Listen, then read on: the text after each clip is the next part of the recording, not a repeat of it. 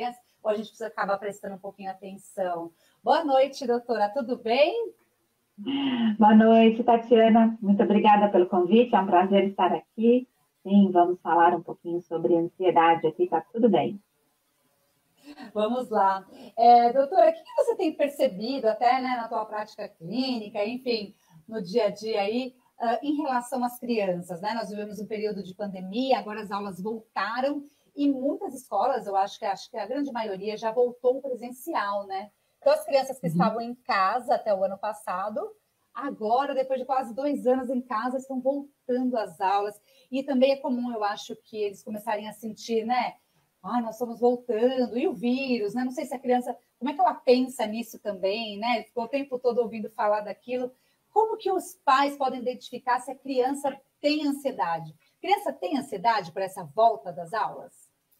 Bem, criança tem ansiedade, criança tem depressão, criança tem transtornos mentais, transtornos de personalidade, criança tem problemas psiquiátricos, sim, e a gente precisa prestar atenção nisso, sim.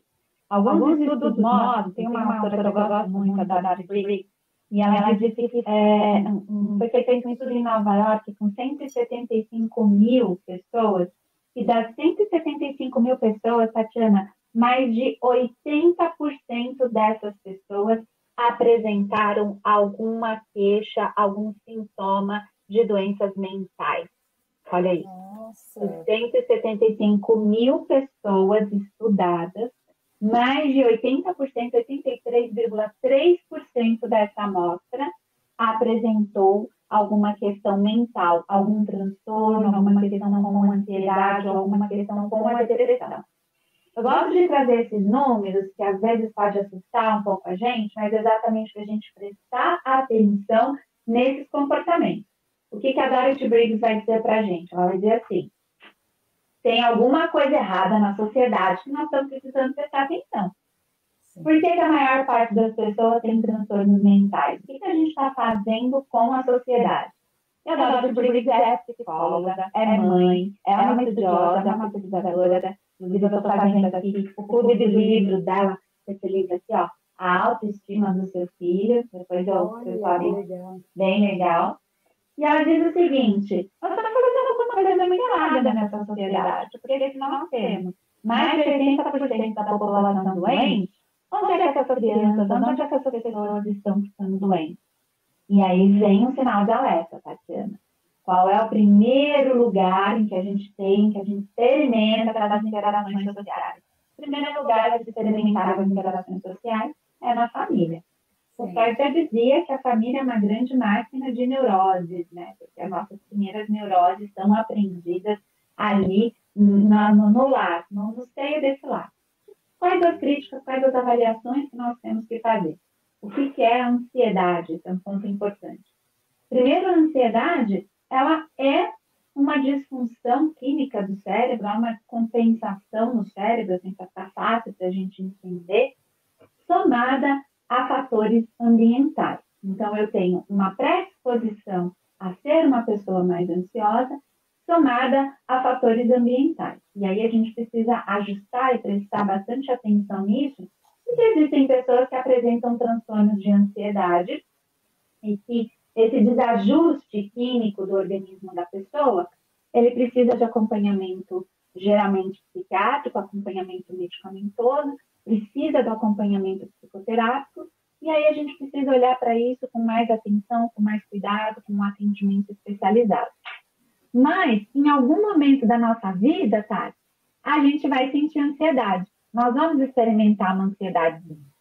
Então, nós estávamos aqui nos bastidores, a gente estava esperando aqui a abertura dessa live, a gente está aqui, né, aqui nessa preparação, e essa preparação gerou em torno da gente reunião, e aí a gente se fala, e a gente prepara o script.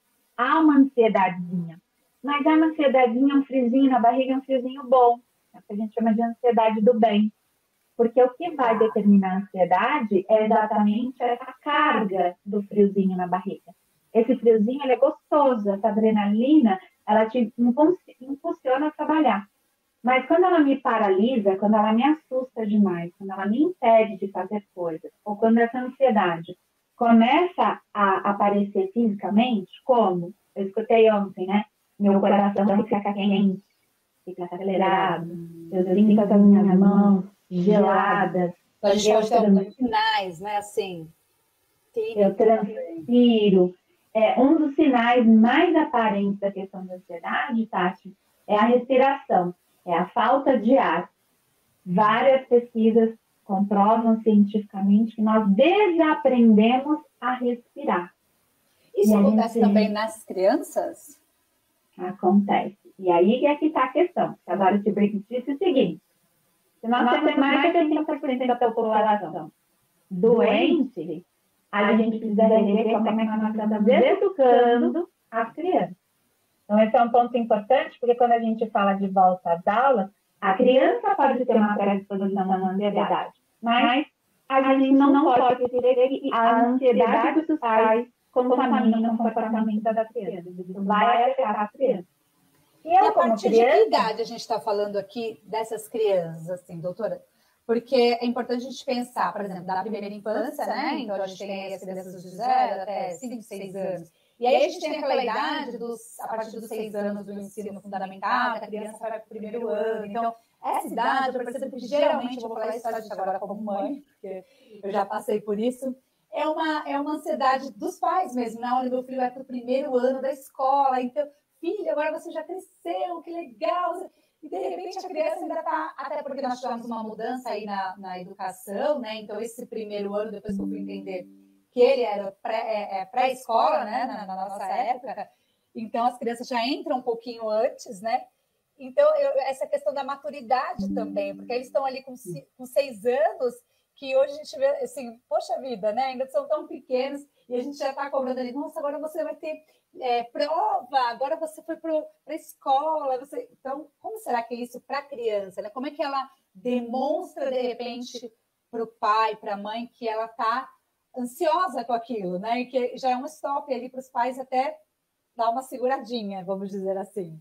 Bacana. A ansiedade ela é caracterizada pelo medo. Eu tenho medo do quê? Eu tenho medo das coisas que eu não conheço. Eu tenho medo do novo. Eu tenho medo do futuro. Eu tenho medo de não conseguir controlar algumas coisas na minha vida. Então, a criança ela tem fases de medo. Tem a fase dos monstros, tem o medo do palhaço, tem o medo da bexiga. São medos comuns da infância. Esse também é um ponto importante, porque a maioria dos adultos imaginam que a infância é uma fase cor-de-rosa, é uma fase romântica, em que tudo é lindo, maravilhoso e que o cenário é perfeito. A infância, ela é um momento de muita... Vocês estão me ouvindo? Baixou um pouquinho o som aqui para mim. Baixou, né? Baixou. A infância, ela é um momento de muito medo, de muita angústia, de muita ansiedade. A gente precisa cuidar da capacidade dessa angústia, desse medo, com relação ao que é normal. Pode esperar desse medo. Quando a gente fala de volta às aulas e desse medo mais racionalizado, desse medo mais aparente, dessa ansiedade mais preocupante, a gente vai pensar assim nesse período escolar, ali dos 6, a partir dos 6 anos de idade, quando a criança começa a abstrair os seus sentimentos. Quando esses medos, eles são direcionados ao medo mais adulto. O medo da professora, o medo da minha mãe não voltar, o medo de que eu seja contaminado pelo vírus na escola, os medos que são medos muito próximos do mundo adulto. Então, a partir de 6 anos, a gente precisa se preocupar um pouco mais com essa questão da ansiedade, do que a gente precisa se preocupar com uma ansiedade que possa ser um transtorno, que possa trazer algum tipo de impedimento, que possa trazer algum tipo de paralisia no comportamento da criança. Ao ponto dela, de repente, não querer ir para a escola. Ao ponto dela empacar.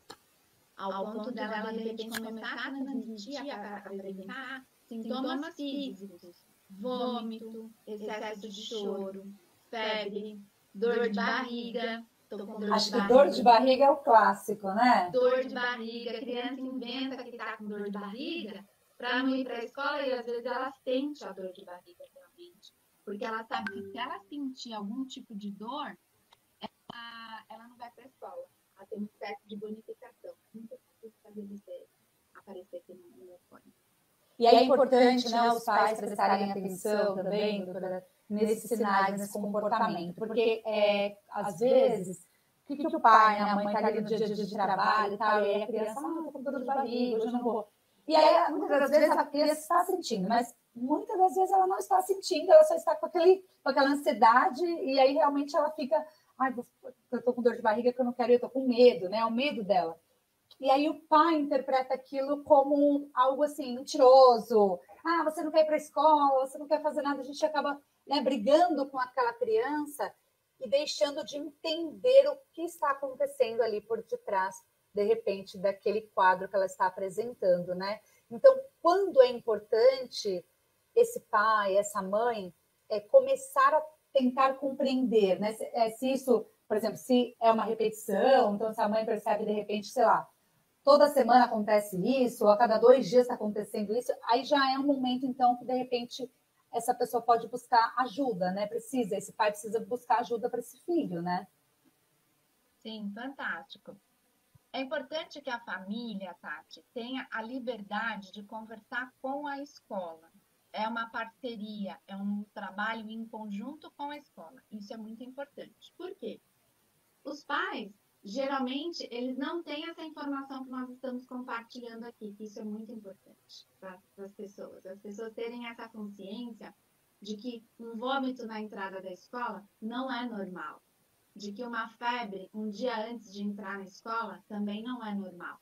De que a criança sentir algumas coisas, até a questão das viroses, né, de estar sendo contaminada com uma certa frequência por virose, ou uma criança que falava, de repente ela se silencia, uma criança que apresenta comportamentos diferentes, e que às vezes os pais querem levar por livre e espontânea pressão para a escola, por uma série de motivos, até por uma necessidade de trabalho, porque eu preciso deixar meu filho aqui para poder trabalhar, de negligenciar e não escutar o que a criança está dizendo através do que ela fala ou através do corpo dela, através do que ela está trazendo de sentimentos.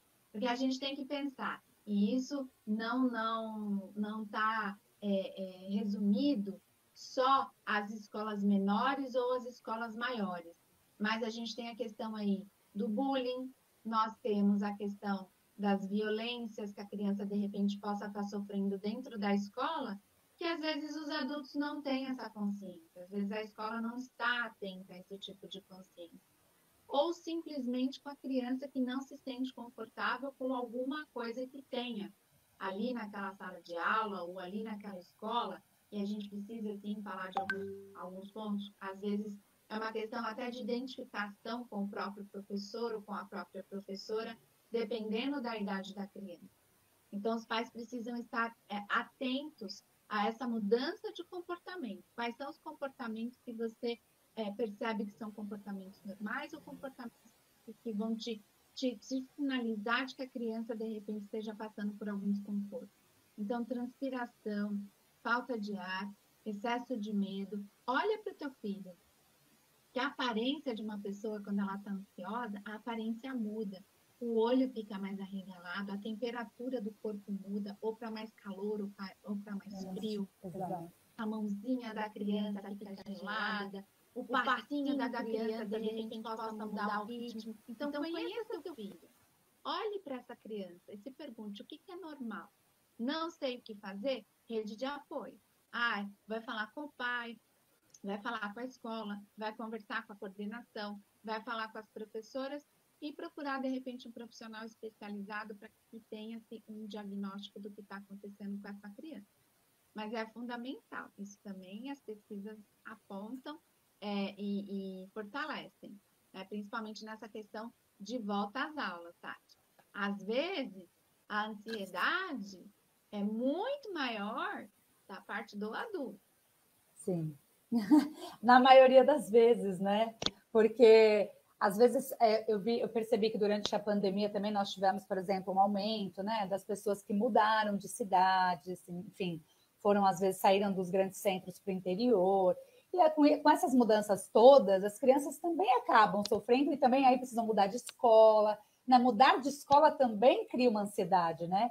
E aí o pai fica também ansioso, porque, escola nova, então como será que vai ser? Será que essa escola é boa? E aí ele, às vezes, nem percebe que está passando toda aquela ansiedade para o filho, né? Então, a expectativa, e lógico, o ambiente novo, são amigos novos, então será que eu vou ter amigos novos ou não vou ter, né? Deixei aqueles que eu tinha para trás. Então, tudo isso é um processo, eu acho e acho importante que os pais prestem atenção. E hoje, após a pandemia, né, doutora, as pessoas também podem buscar ajuda de diferentes formas. Então, assim, às vezes tem interesse em algum profissional. Hoje a gente já consegue, né, fazer os atendimentos também online. E até queria que você falasse um pouquinho sobre isso. Com a criança, também tem condições desses atendimentos online na parte infantil? A criança acaba recebendo bem isso? Como é?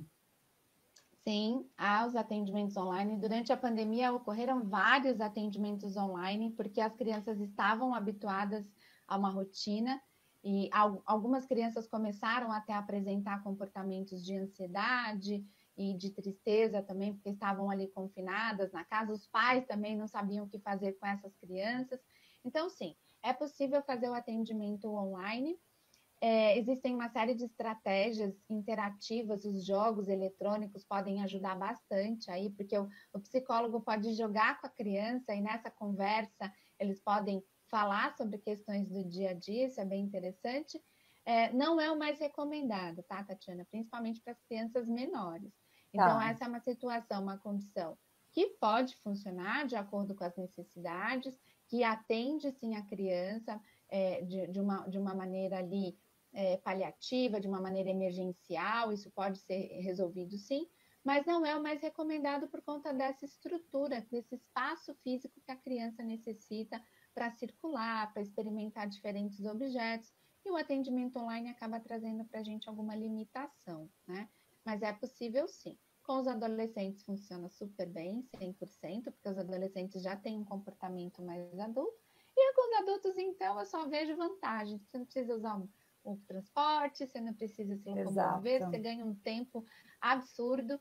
Então, não havendo necessidade de testes ou de algumas ferramentas mais específicas, o atendimento online funciona 100%, sem medo, pode fazer tranquilamente.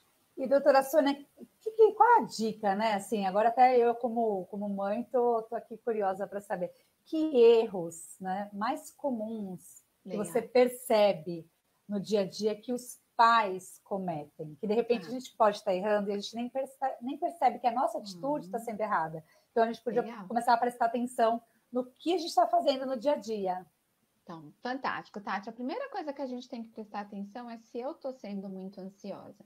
Eu vou colocar aqui o erro número 1. E eu fui na academia outro dia, vi uma mãe com a criança, falei, gente, precisava filmar isso daqui para compartilhar com as pessoas, né? Porque aqui em São Paulo, a gente vive em uma das cidades mais ansiosas do mundo, só para a gente ter uma ideia, né? Quando o paciente chega assim, Sônia, eu estou me sentindo ansiosa, eu falo, fica tranquila, porque você está na cidade mais ansiosa desse mundo. E sabe qual que é o gerador de ansiedade nas famílias, mas principalmente nas crianças, Tatiana? A pressa. A pressa. Acorda então, atrasado. Assim, anda logo, a gente já tá atrasado e tal. E aí a criança, Tati, ela tava com aquela mala de rodinha, com a mochila de rodinha, nova, claro, né? Estamos aqui todos novíssimos, começando o ano letivo. E a criança devia ter uns 3, 4 anos de idade, ela corria em círculos na garagem. E a mãe assim, abre o porta-malas, guarda não sei o quê, põe uma pasta, põe uma bolsa, põe o lanche, põe não sei o quê. Vamos. E a criança lá, girando. Anda que nós estamos atrasados. Às vezes a gente está atrasado, mas às vezes a gente só está habituado a dizer que nós estamos atrasados. Ou que a gente usa essa expressão para dizer para a criança, para de brincar e vamos embora. Então, o que seria ideal, principalmente nessa primeira semana de aula? Saia com antecedência. Sim. A criança está dando a voltinha de mala ali, deixa ela dar uma voltinha. Que legal, sua mochila nova, que bacana. Muito bom, vamos lá, vamos dar mais uma rodadinha e depois a gente vai para o carro. Eu estou convidando a criança de uma outra forma para a gente ir embora. E a maioria dos pais não tem tempo, não tem nem tempo de pensar nisso. Ele não consegue nem imaginar essa possibilidade. E aí, anda logo, vai devagar, veste logo a roupa, já tomou café, já tomou banho, já trocou, já... E a gente está sempre usando o já, né? Sim. Já, tem uma São coisas urgência. que... exatamente. E a gente acaba fazendo sempre, vai naquele piloto automático, né? E a criança, ela acaba sentindo aquilo de uma outra forma e a gente não presta atenção, exatamente. Faz todo sentido, viu, doutora? Inclusive, eu até estou pensando aqui também, como mãe, as coisas que a gente também faz. Já pegou a lancheira, já pegou não sei o quê. Então, assim, principalmente nessa primeira semana, não é só a criança que está em adaptação. Nós também estamos em adaptação. Então, se você está acostumado aqui em casa, tá tranquilo. Meu filho precisa estar no ponto que vem a van da escola 7 horas da manhã. Sabe que horas ele acorda? 6 horas. Você vai falar, caramba, mas 1 hora para essa criança? Aqui embaixo, é só descer o elevador. Ele acorda, eu dou uma preguicinha. Conheça seu filho. Eu alongo, eu tomo banho, eu tomo café. Aí eu pingo leite na camiseta branca do uniforme. Né? E aí vem, você já sujou a camiseta? Não, eu olho aqui no relógio, ainda são 6h20. Pingou chocolate na camiseta. Tá bom, tira a camiseta, veste outra. A criança vai tranquila para a escola. Na hora de sair, deu vontade de ir no banheiro. Ainda dá tempo de ir no banheiro? Pelo amor de Deus, não saia de casa com vontade de ir no banheiro, que é a pior coisa do mundo. Você tem que fazer um percurso com vontade de ir no banheiro. Vai no banheiro sossegado. Pegou a mochila? Essa é uma dica, assim, acho que muito, muito, muito boa, que serve, assim, não sei, pelo menos para mim, para todas as minhas amigas que eu conheço, essa parte da pressa, do atrasado é muito interessante, viu, doutora Sônia? Que é ansiedade? Para a gente pensar mesmo. Exatamente. A ansiedade é aceleração. Anda rápido, vamos. A gente está sempre correndo. Olha o tempo, come rápido. Olha o celular, olha o tempo, olha isso, olha aquilo. Então você vai startando, você vai deixando a criança ansiosa. O que você pode fazer? Na noite anterior, meus filhos estudam de manhã. Na noite anterior, você já vai checar, você faz o checklist, tá tudo pronto? Mochila, o lanche que a gente vai levar, a roupa que vai vestir, as coisas que vão fazer. Vai dormir que horas? Vai dormir aqui no horário X para a gente acordar X. Precisa de quanto? Precisa de meia hora? Nessa semana nós vamos acordar com 1 hora de antecedência e vamos fazer tudo ouvindo jazz e música clássica, que seja. Mas você acorda bem, você passa seu café com tranquilidade, a criança toma o café com tranquilidade. Pode acontecer um monte de coisa, o elevador pode estar quebrado, o cachorro fez a sujeira no lugar errado. Mas você está com tempo, né? Eu tô com tempo, então a gente vai sair tranquilo, porque não tem coisa pior que a criança chegar na escola acelerada. E às vezes o pai e a mãe que vai levar, os primeiros dias de aula, Tati, eu sempre fiz isso. Primeiro dia de aula, semana passada, ele começou a aula dia 27, então foi quinta e sexta. Quinta e sexta eu levei ele na escola, porque eram os primeiros dias de aula. A gente tem esse combinado, tem o transporte, mas é o primeiro dia de aula, eu vou te levar. E aí tem as questões que os pais trazem ansiedade para a criança. Esse ano não vai ser moleza não, hein? As frases, né? Você foi para a 7ª série, você vai... Agora o bicho vai pegar pro teu lado, você vai ver. Tem gente grande lá, tem 7 professores, você vai ter aula de física, você vai ter aula de química. Principalmente quando é aquela transição, né? Que é do 5º para o 6º ano, que muda tudo. Do 5º para o 6º ano, você saiu, agora você vai para o ensino médio, agora o bicho vai pegar para o teu lado, você presta atenção. Agora você vai estudar de manhã, acabou a moleza, viu? Vai acordar cedo. É quase que uma ironia com a criança, né? Quase assim, tipo, um show de horror te espera. A vida mais torturante está prestes a começar. A criança já vai criando, né? Um mundo de fantasia que já nem existe, mas aí vai criando essa ansiedade, né? Eu já estou em luto porque as férias acabaram. Você vem me dando todas essas notícias péssimas de que a vida não vai ser boa, que vai ser moleza, que eu vou ter que estudar, que eu que fique esperto. Como que vai ser isso para a criança? Então, quais as notícias que a gente dá para a criança? Evitar ficar compartilhando notícias de Covid nesse momento é também muito importante. A gente sabe que tem crianças sendo contaminadas, a gente sabe do número de casos, mas poupa a criança disso, já que ela está indo para aula presencial. Poupa, porque tem crianças que são mais sensíveis, mais atentas e mais preocupadas a esses dados. E isso pode gerar ansiedade na criança. Esse excesso de preocupação também com os protocolos da Covid é uma coisa que a gente precisa prestar atenção. Fala, Tati. Doutora, eu estou lendo aqui, ó, chegou uma pergunta até interessante também, de pensar, né? Ela falou assim: meu filho foi vítima de bullying nesse retorno às aulas por ser aluno novo. Então acontece bastante, a criança, talvez até a própria criança já entre com esse medo e já, se é uma criança mais tímida, não consegue fazer amizade fácil, e aí de repente, não sei se a palavra assim, é o bullying, mas de repente se sentiu rejeitado, né? Pode acontecer mesmo. Pode acontecer, e tem escolas que têm programas lindos, inclusive eu conheço uma escola que eles têm um projeto chamado Anjo da Guarda. Olha que fofinho. Ai, achei isso tão lindo, Tati, precisa ser compartilhado. Muito É legal avisado mesmo. a sala que vai chegar um aluno novo, esse aluno novo está chegando, e alguns alunos chaves, eles são movimentados, todos são convidados, mas alguns alunos chaves são convidados a serem o anjo da guarda daquele aluno novo. É como aqui, tem uma menina e um menino que são seus padrinhos aqui nessa escola. Sabe onde é a biblioteca? Sim. Vamos tomar o lanche, vamos fazer o trabalho juntos, você tem grupo, e aí esse acolhimento faz com que a criança interaja. A criança está sofrendo bullying. Primeiro você vai conversar com a escola, vai identificar de repente o que foi que aconteceu. E aí, nesses casos, a gente pode pensar em alguns planos de ação. Pode ser, por exemplo, mudar a criança de sala já nos primeiros dias. Não deu certo? Por quê? Porque se ela sofreu bullying, a criança pode, de repente, associar aquela sala de aula, associar a escola àquela experiência traumática. Se está no comecinho, de repente, tem como distanciar essa criança do agressor, para ela se sentir mais segura, coloca ela numa outra sala de aula. E Existe um tempo, doutora, que os pais podem deixar esse filho? Começaram as aulas agora, então, vamos esperar mais um mês, por exemplo, de aula, para ver se não se adapta ou não. Então, logo no início já é interessante tentar mudar. É interessante você conversar com a criança e entender o que está acontecendo com ela, né? Então, o que está acontecendo? A criança acabou de mudar de escola, esse é um outro ponto. Qual é o grau de adaptação da criança? Volta às aulas. A criança não está só voltando às aulas, ela mudou de escola. Putz, são 2 adaptações para a gente cuidar. Não, os pais se divorciaram e ela agora está numa escola nova. Putz, nós temos mais adaptação para a gente se preocupar. Não, ela estudava à tarde, agora ela estuda de manhã. A adaptação para se preocupar. Não, ela não tinha irmão, agora ela tem irmão. A adaptação para se preocupar. Então, cada caso é um caso. O que eu oriento? Você identificou um problema? Tenta resolver o quanto antes. Tá. Você identificou um problema? O quanto antes. Agora, você imagina a criança nova na escola, aí aparece um coleguinha, e aí geralmente o coleguinha tem a turminha do bullying. Inclusive, existem leis que obrigam as escolas a terem programas contra bullying, tá?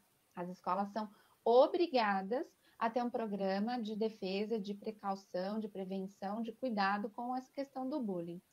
Identificou, a escola precisa ser acionada. Eu estou aqui, eu tenho 7 anos de idade, não estou me sentindo seguro nessa sala de aula. Troca? Por quê? Porque eu vou ficar aqui com essa pessoa que de repente pode me maltratar de novo? Então, de repente, para esses pais aí, já pode até, né, tentar já conversar com a diretora, com a coordenação, para ver se existe algum programa dentro dessa escola, ou para ver, assim, o que a escola também pretende fazer com essa situação, como é que eles conduzem a situação. Acho que é importante que os pais conheçam, né, o dia a dia aí, como é que eles vivenciam isso nessas situações com alunos. Tem escolas que, de repente, ela pode também se surpreender, a escola fala, não, né, vamos tentar conversar com ele, conversar com a turma, com os professores, etc. Ou, de repente, não. Aí é o caso de mudar mesmo, mas eu acho que é isso, é prestar atenção e também ouvir, né, o seu filho, porque a gente acaba, às vezes, achando que tudo que eles estão contando é mentira, né? Então, assim, sei porque eu tenho um filho, né? Então, tudo que a gente está falando, aí vem da escola, mãe, hoje foi um dia legal, ai, mãe, hoje aquele menino, ele me empurrou, ele é um chato, e aí você sabe que, assim, é uma criança, é um amigo que frequenta a tua casa, você já conhece a outra criança como é que é, eles devem ter brigado naquele dia, então a gente entende assim, não, é uma bobagem, vai passar. Mas quando fica muito recorrente, então, né, não, mas reclamou de novo, tá reclamando de novo. E aí eu falo por mim, porque às vezes já aconteceram algumas situações, e aí você vai tentar, às vezes, conversar com a mãe que é mais próxima, também é sua amiga, olha, né, meu filho está falando que eles têm andado falando sobre tal coisa e tal.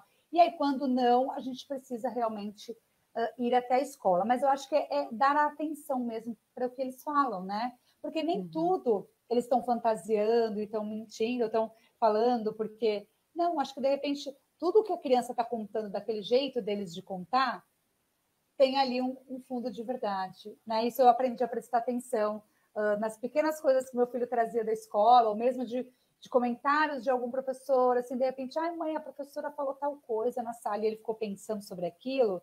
Falei, faz sentido, né? Então, assim, eu acho que isso a gente precisa se antenar. E às vezes não dá tempo, né, doutora? Eu vou falar por mim, a gente trabalha, a gente estuda, a vida é corrida. Eu acho que toda mãe passa por isso. Hoje a mulher ocupa um lugar importante no mercado de trabalho. E é complicado, isso não acontece só na minha casa, só na sua casa, eu acho que é na casa de todo mundo, né? Então hoje a gente não tem mais aquele tempo que a minha mãe tinha, que de repente não trabalhava, só cuidava dos filhos, né? Então é diferente também esse processo. Então a gente já chega nessa correria maluca que você falou, é tudo corrido, é ruim mesmo. Então, assim, eu acho que a gente precisa começar prestando atenção, de repente, em nós, né? O que a gente pode mudar? Então, ter esse respiro, de repente, que eu estou pensando aqui, né? Não só parar de correr, mas também começar a ouvir, né? Então, se silenciar e ouvir o que eles estão falando, de repente. Isso pode ser também importante para a gente começar a dar o primeiro passo para essa mãe, por exemplo. Que bom que o filho, de repente, já começou a falar no primeiro dia de aula que ele está sendo vítima de bullying. Ele poderia ficar quieto, de repente, né? E se Esse silenciar. é um ponto importante também, Tati, que você falou, que é de parabenizar a criança pela coragem de compartilhar. Sim. E valorizar essa atitude da criança de compartilhar o que ela está sofrendo, porque muitas crianças têm dificuldade de compartilhar e às vezes vai guardando isso para si. E eu vou te contar uma questão, viu? Bem séria. Às vezes a agenda dos pais ela é tão tumultuada, ela é tão cheia de coisas, que a criança se cala para não ser mais um problema na agenda dos pais. Exatamente. Tá? Então a gente tem que prestar atenção nisso, porque às vezes a criança, às vezes isso é besteira, isso daí não é nada, a gente não precisa cuidar disso, ou isso vai gerar todo um problema. A criança, com medo de trazer mais esse problema para os pais, ela se resguarda, ela acaba guardando isso para ela. Então aquela criança também que é muito calada, né, doutora? Que de repente o pai e a mãe falam assim: ah, meu filho não me dá trabalho nenhum. Olha, eu nem percebo que ele está em casa. Ele não conversa, ele não fala, também não reclama. Ah, se todos os filhos que eu tiverem forem assim, eu vou ter uns 4, 5. Mas, de repente, está aí, né, a doutora Sônia como profissional para conseguir aí salientar essa importância, que é a gente conseguir prestar atenção nesses sinais. Então, se tem muito silêncio aí também, às vezes também pode ser alguma coisa, né? Eu fiz uma live, depois outro dia a gente pode combinar, Tati, para a gente falar sobre obediência. A obediência é o bilhete da loteria dos pais. Os pais querem esse bilhete premiado. Tudo que eu quero na vida, quando você vai estudar, o que os pais mais querem nessa vida? Filhos obedientes, primeiro lugar, tá lá, filhos obedientes. Vai tomar banho, já foi. Vai jantar, já foi. Por quê? Porque não dá trabalho, porque é uma criança que não vai questionar. Porém, excesso de obediência não é sinal de saúde. Olha só. Por quê? O que o mercado de trabalho quer? Ele quer uma pessoa que só obedeça ordens? Ele quer uma pessoa que só execute? Não. A vida não é assim. Se você só concordar com o que a vida vai te impondo, a vida passa por cima de você. E a gente aprende isso rapidinho. Verdade. Só que uma criança extremamente obediente, olha que coisa, um adulto extremamente obediente é um adulto vulnerável a um relacionamento tóxico. Olha só, se a gente for pensar realmente, né? Porque fica aquela pessoa que ela não vai conseguir se posicionar, né? Não consegue ela vai só engolindo.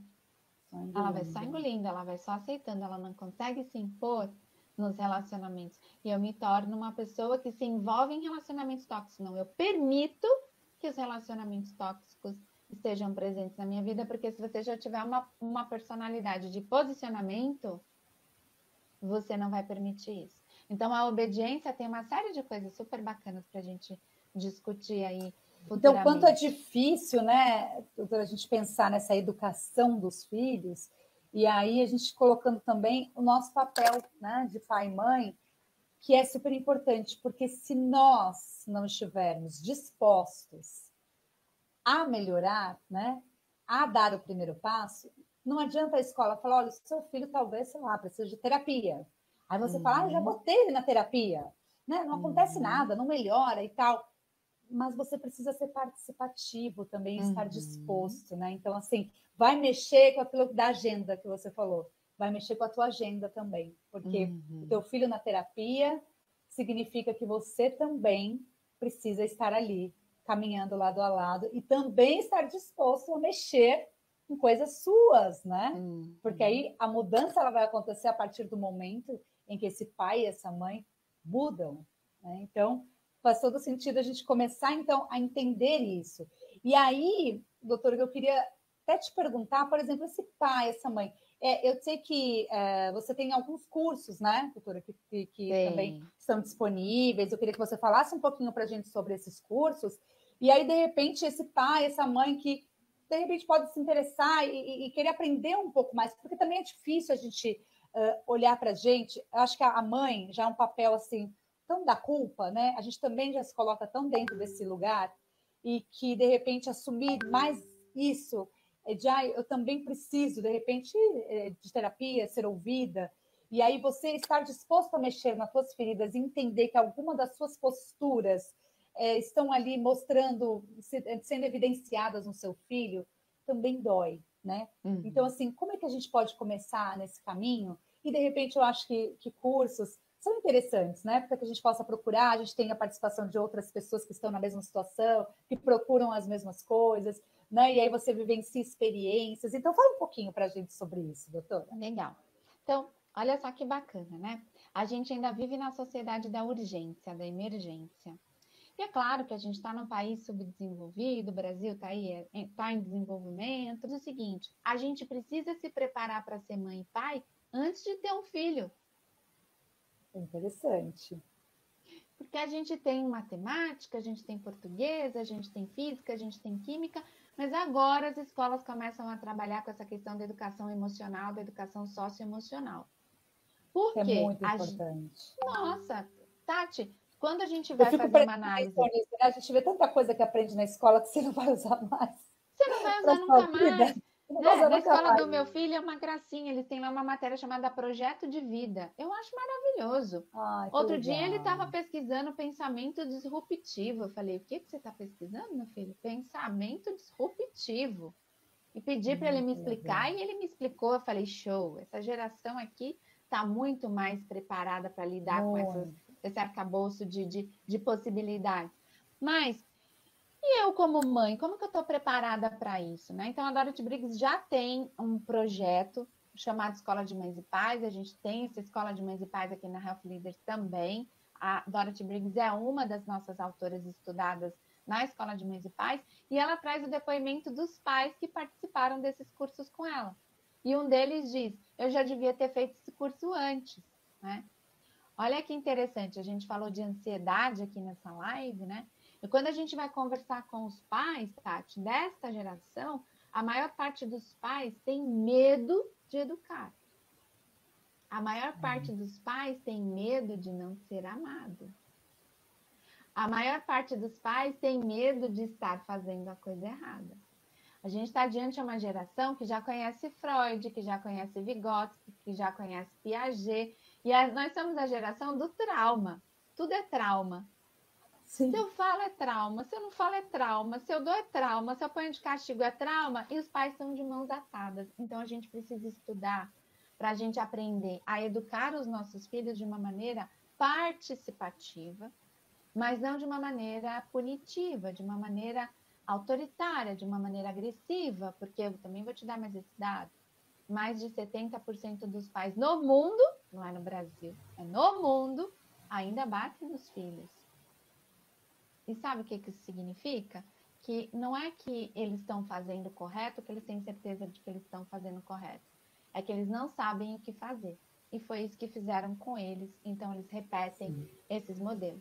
Então, na Escola de Mães e Pais, a gente vai trazer esse tipo de assunto para a pauta, para a discussão. Os pais compartilham os seus embates, os seus medos, as suas ansiedades. O que eu devo fazer, de repente? Eu nunca gritei com meu filho, eu gosto de trazer essa provocação. Eu nunca gritei com meu filho, mas você está no espaço público e o seu filho grita com você. O que você faz? Então, esse tipo de situação, ela precisa ser debatida e ela precisa ser, a gente precisa ter ferramentas, precisa ter conhecimento para aprender a lidar com esse tipo de situação. Lá no comecinho da nossa live, a gente trouxe aqui o estudo de 175 mil pessoas e com mais de 80% dessas pessoas lá em Nova York apresentaram algum transtorno mental, alguma questão psicológica. A Dorothy Briggs vai responsabilizar os pais. Ela diz, são os pais que não estão cuidando direito dessas crianças. E olha que fantástico. As pesquisas mostram que nós nascemos psicologicamente saudáveis. A nossa chance de florescer, ela é enorme.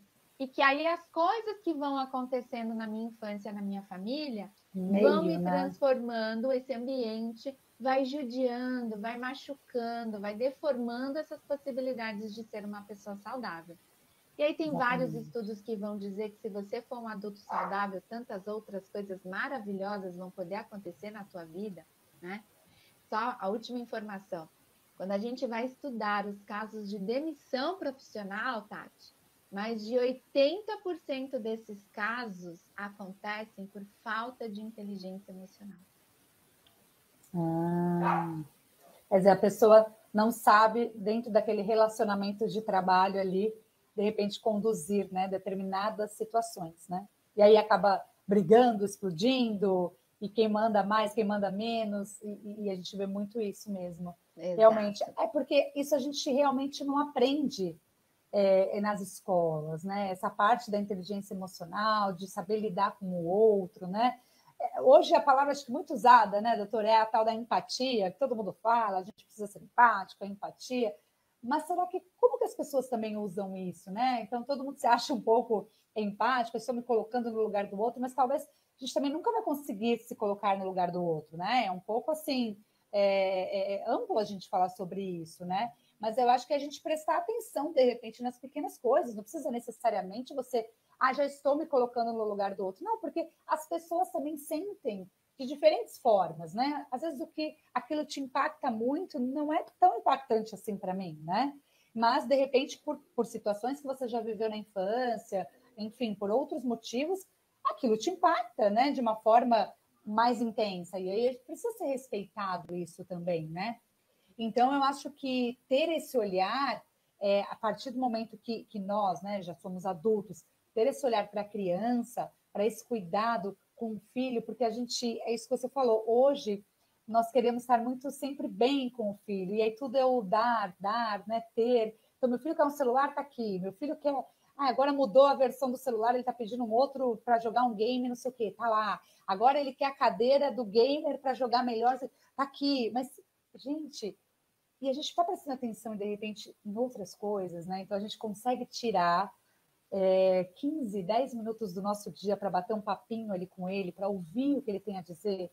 E aí parece tão 10 minutos, mas no dia a dia a gente não tem, né, 10 minutos. E, Tati, muitas mães dizem lá na Escola de Mães e Pais o seguinte, nossa, mas educar é tão difícil.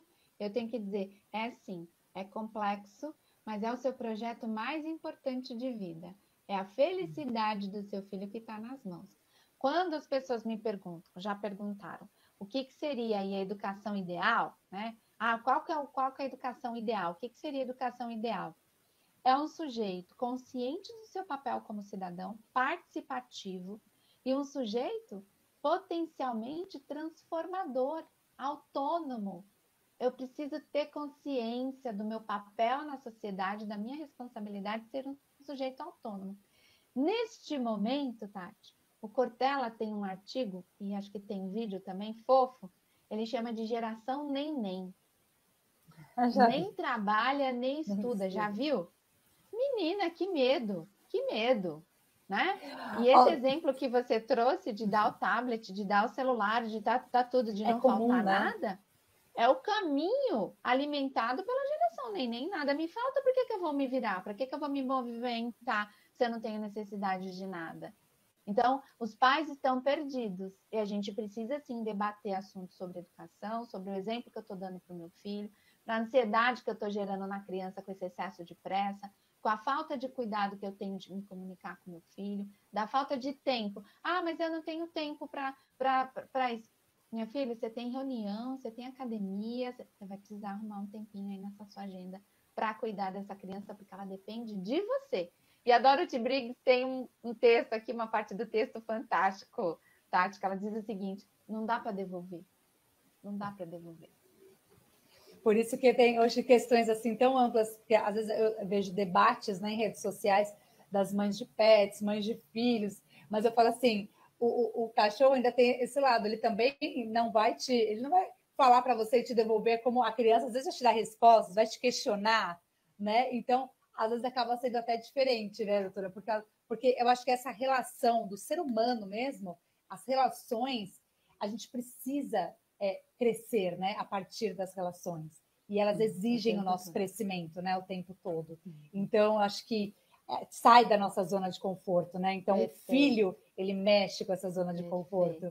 E eu vou até ler aqui mais uma pergunta que chegou, Antônia. Acho que falando até do bullying, não sei se é a mesma mãe, mas está falando que o filho, depois que sofreu o bullying, não quer mais retornar a essa escola e quer ir para a escola anterior. E aí tem uma outra pergunta também, dizendo: meu filho tem um desempenho bom nas atividades extracurriculares, né? De repente, acho que é de natação, educação física, mas na escola é muito sofrível. Como ela pode fazer? Então, são duas questões. Primeiro, a criança que quer mudar de escola, né, que quer voltar para a escola, isso é bem delicado, subjetivo, precisa estudar todas essas necessidades e se há a possibilidade de voltar para a escola, porque todo ser humano quer se manter na sua zoninha de conforto. Toda vez que a gente vai mudar de casa, que a gente vai mudar de vida, que você vai não, posso ficar aqui? Você vai porque você é obrigado, você vai porque você sabe dos desafios que você tem que enfrentar. Mas gostosinho mesmo é me manter onde eu domino, é me manter onde eu tenho aqui total controle. Então, essa família precisa estudar essa questão do bullying, precisa estudar com a escola atual, alternativas de cuidar disso. Porque a gente tem que tomar um certo cuidado também, porque senão essa criança aperta o controle remoto, eu vou, eu volto, eu fico, eu faço, eu vou para onde eu quero. Esse é um outro ponto importante. Enquanto eu sou criança, não preciso bater de frente, fazer a criança engolir isso goela abaixo, como dizia minha avó. Mas eu preciso ter clareza de que eu sou a mãe e que a autoridade, que é diferente de autoritarismo, ela é minha. Então, quem define sou eu. Então, mudei de bairro, mudei de cidade, mudei de estado, você vai mudar de escola. Eu quero voltar para a escola anterior. Eu também, meu filho. Mas, de repente, seu pai foi transferido, seu pai tem que trabalhar aqui, nós vamos ter que trabalhar aqui. E a vida, uma das competências, segundo Darwin, nós só estamos aqui porque nós temos a capacidade de nos adaptarmos. Mas nós resistirmos a essas capacidades de adaptação. Então, essa família vai precisar estudar isso.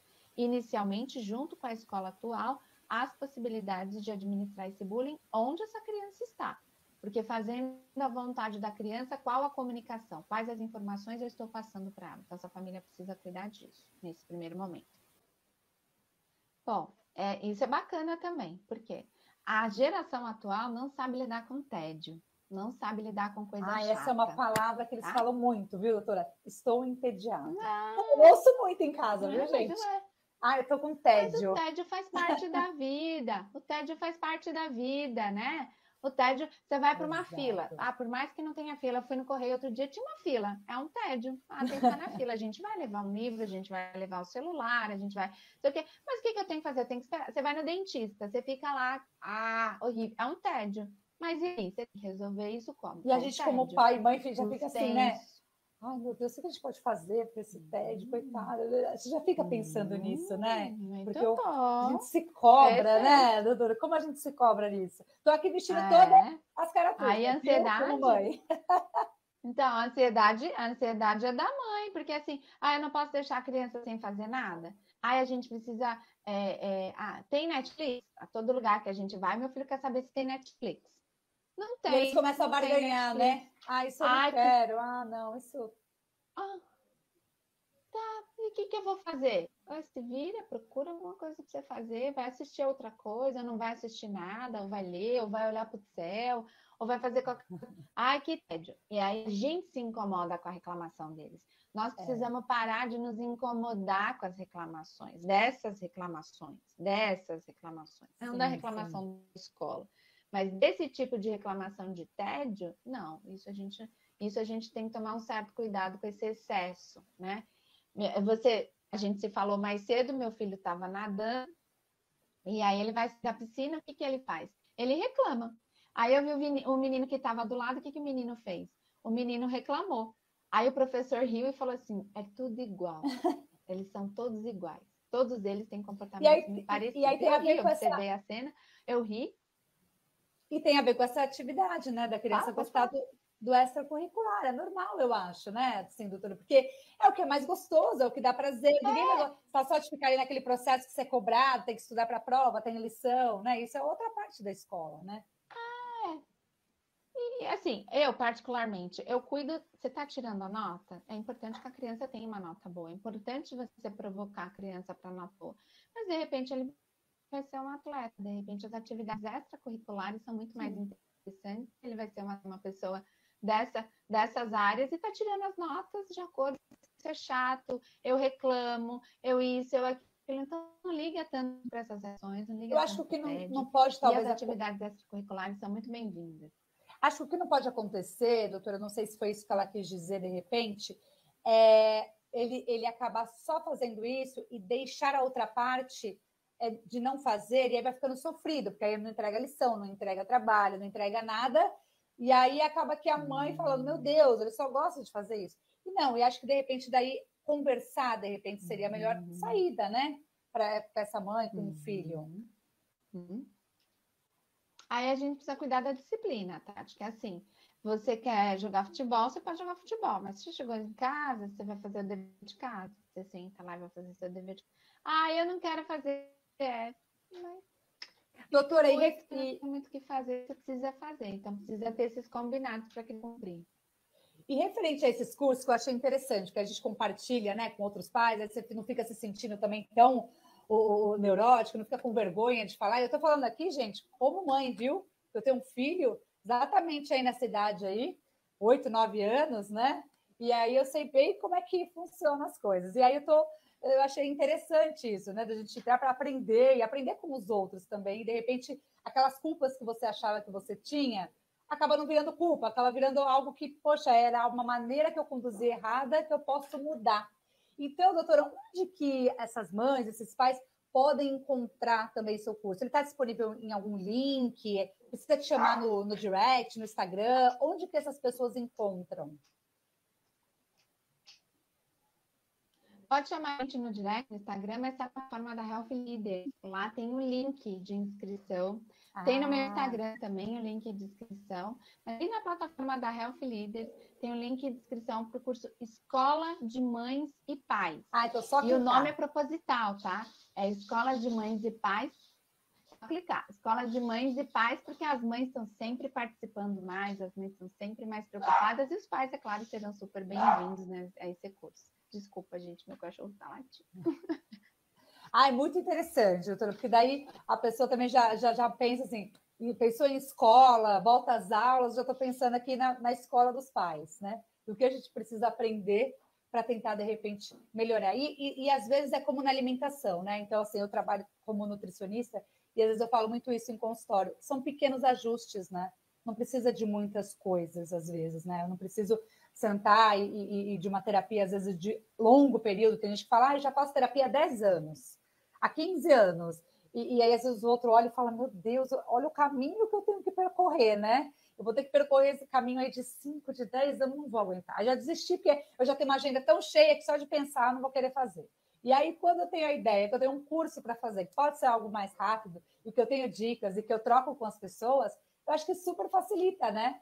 É algo que você pode participar do seu celular, ouvindo. Sim. Então, muito legal, assim. Eu queria até que as pessoas te mandassem aí depois perguntas, se não der tempo de mandar por aqui, e algumas pessoas que acabaram não conseguindo a gente responder todo mundo, mas podem mandar, então, aí para a doutora Sônia, no direct, ela acaba respondendo aí para vocês, as dúvidas que vocês tiverem, né, em relação ao curso também, se vocês não encontrarem aí na plataforma, mas no próprio Instagram aqui, então, da Help Leaders, a doutora Sônia já disse que vocês encontram. E é isso, eu queria que a doutora Sônia fechasse aqui para a gente essa live de hoje. Queria te agradecer muito a participação, foi incrível o bate-papo. Eu aprendi muito hoje. Gente, eu aprendi muito aqui, viu? Como mãe. Vou levar muitas coisas aqui para mim, para tudo que eu posso melhorar aqui também com meu filho na hora da escola, de levar para a escola, de buscar na escola, dia de prova, de estudar. E eu queria que você deixasse uma mensagem, então, para nós, né, pais dessas crianças aí vivendo numa fase pandêmica, uma fase que ninguém esperava, que eu acho que deixou a maioria da população aí totalmente perdida no início, a gente não sabia o que era, do que se tratava, né? O que ia acontecer aí com a nossa forma de viver, porque eu acho que acabou mudando essa forma de viver de todo mundo, né? Então, nós precisamos ficar muito mais tempo dentro das nossas casas, olhando para a gente mesmo, olhando para os nossos filhos, para o marido, enfim. Então, o que a gente pode, de repente, agora tirar disso e caminhar e tentar reaprender com tudo isso e melhorar? Bom, Tati, nós estamos aqui para crescer, nós estamos aqui para evoluir. Né? Quando a gente fala de relacionamento, relacionamento é troca. Na faculdade, as professoras costumavam dizer que todo psicólogo tem o paciente que merece. E eu atribuo isso aos pais. Todos nós temos os filhos que merecemos ter. Então, ao invés de se debater, de reclamar, de trazer essa questão da educação como um fardo, porque eu vejo muito isso, né? Tanto no curso quanto em consultório, se pergunte o que é que o seu filho tem para te ensinar hoje. E talvez isso possa ficar um pouco mais divertido. Não é um trabalho que eu tenho com meu filho hoje, mas é um aprendizado. Como aquela cena que eu te relatei na garagem da criança rodando a malinha, meu cachorro, rodando a malinha, a pergunta é, o que essa criança tinha para ensinar para a gente? Olha que graça, ela estava festejando um dia. Ela estava festejando o seu primeiro dia de aula. Ela estava se despedindo da mãe. Ela vai encontrar essa mãe daqui a 6, 8 horas, só no final do dia. Olha que momento lindo, que momento mágico. Então, que a gente olhe para esse processo de educar como um processo de transformação e como um processo de manutenção da Terra. Porque se nós não tivermos seres humanos conscientes da beleza e da bondade que a gente possa fazer no mundo, se a gente fizer isso com os nossos filhos, a gente vai ter a capacidade de estar fazendo um bom trabalho.